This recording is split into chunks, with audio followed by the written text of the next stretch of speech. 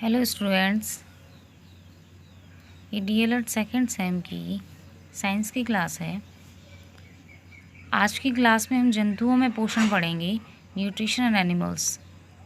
इससे पहले आपने जो वीडियो देखा था उसमें आपने पोषण के बारे में पढ़ा था कि पोषण क्या है और पादपों में ये पोषण कैसे होता है।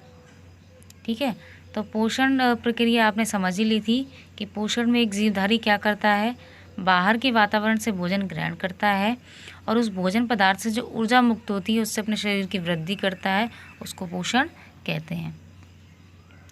अब जंतुओं में पोषण की तो बात हो चुकी थी, आज पढ़ते हैं कि वो पादपों में आपने पढ़ लिया था, लेकिन आज हमें जंतुओं में पोषण के बारे में पढ़ना है कि न्यूट्रिशन एनिमल्स न्यूट्रिशन कैसे करते हैं, उनको कैसे पोषण मिलता है।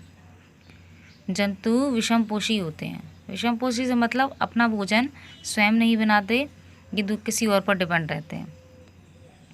इनमें अग्र 3 प्रकार का पोषण पाया जाता है। 3 प्रकार का पोषण इसमें पाया जाता है।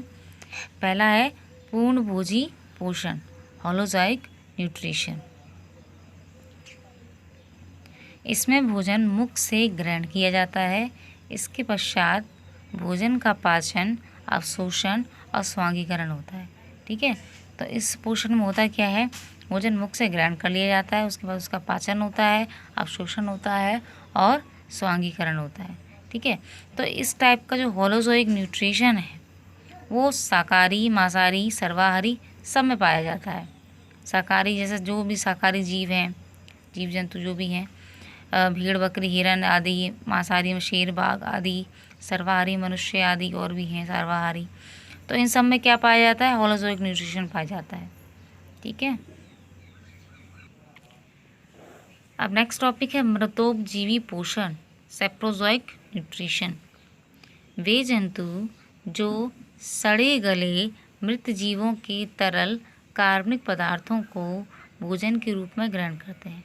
ठीक है, तो जो सड़े बेकार पदार्थ हैं उनसे उनके जीवों के तरल कार्बनिक पदार्थों को ये भोजन के रूप में ग्रहण करते हैं, इनको मृतोपजीवी कहलाते हैं, मृतोपजीवी कहते हैं इनको। तो कीड़े मकोड़े देखा होगा आपने, ऐसी जगह पर पाए जाते हैं जो जहाँ मृत जीव होते हैं या सड़ी गली चीज़ पाई जाती हैं, तो वहाँ पर ये क्या करते हैं, वहाँ पर ये कार्बनिक पदार्थ हैं उनको भोजन के रूप में लेते रहते हैं और अपना काम और पोषण लेते रहते हैं।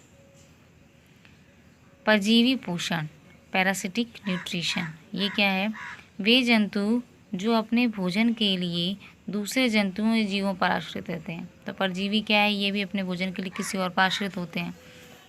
अब परजीवी भी 2 तरीके के हैं, एक होता है बाह्य परजीवी, एक होता है आंतरिक परजीवी। बाह्य परजीवी में जैसे मच्छर है, खटमल है, ठीक है, तो ये किसी और पर डिपेंड है खाने के लिए। आंतरिक परजीवी में फीता कृमि, गोल कृमि, ये बॉडी के अंदर जाके अपना पोषण लेते हैं और मनुष्य में बीमारी फैलाते हैं। तो ये होगी परजीवी पोषण की बात। ठीक है,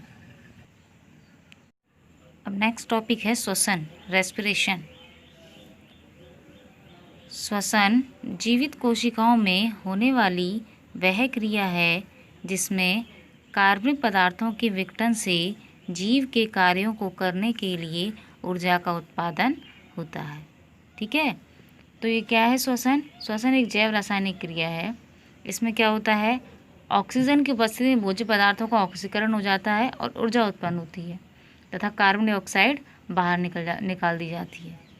वही है, इसमें कार्बनिक पदार्थों के विघटन से जीव के कार्यों को करने के लिए ऊर्जा का उत्पादन होता है। ठीक है, अब श्वसन जो है 2 प्रकार से होता है मनुष्य में, अनॉक्सी और ऑक्सी। अब स्पेशली कभी कभी पूछ लिया जाता है कि अनॉक्सी क्या है, ऑक्सी क्या है। ये एग्जाम पॉइंट ऑफ व्यू से श्वसन बहुत इंपॉर्टेंट है और ये इसमें श्वसन ये आ जाता है, इसमें पूछ लिया जाता है कि श्वसन क्या है, ये कितने प्रकार का होता है।